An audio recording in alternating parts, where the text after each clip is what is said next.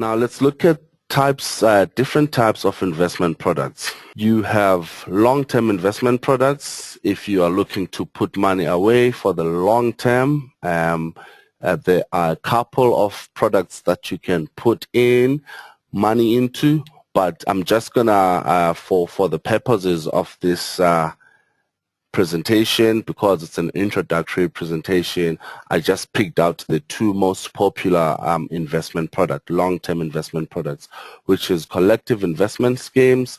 For example, they are also called unit trusts. There are lots of financial services companies that will sell you a unit trust. It's a long-term investment product.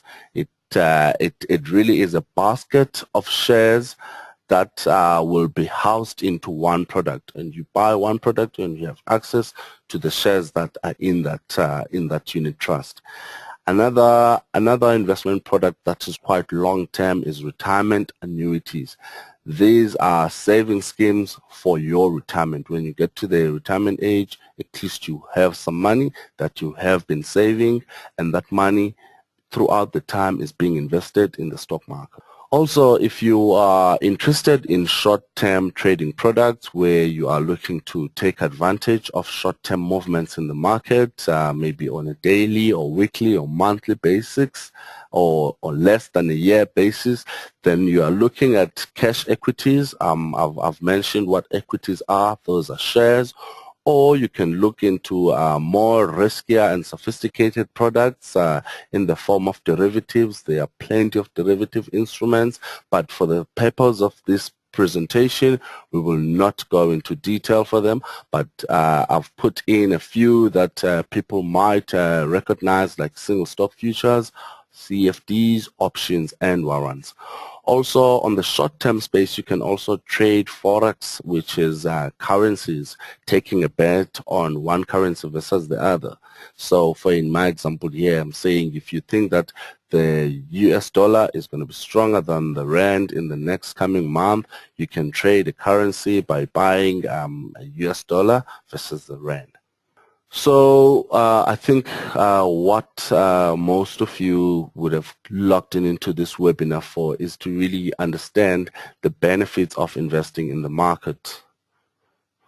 And here are the few benefits that I've put. I've tried to go very basic for the purposes of people who are new in the world of investing.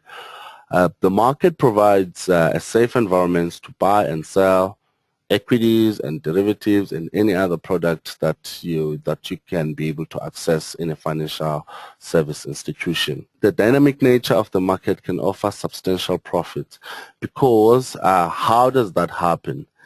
It happens in this way.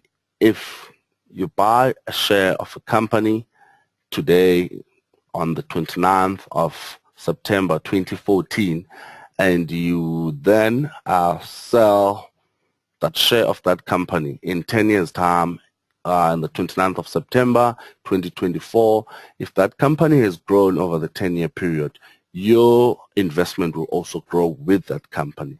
That's how you can make money in the stock market. And we've seen how a lot of South African companies have started really small, like my earlier example of MTN.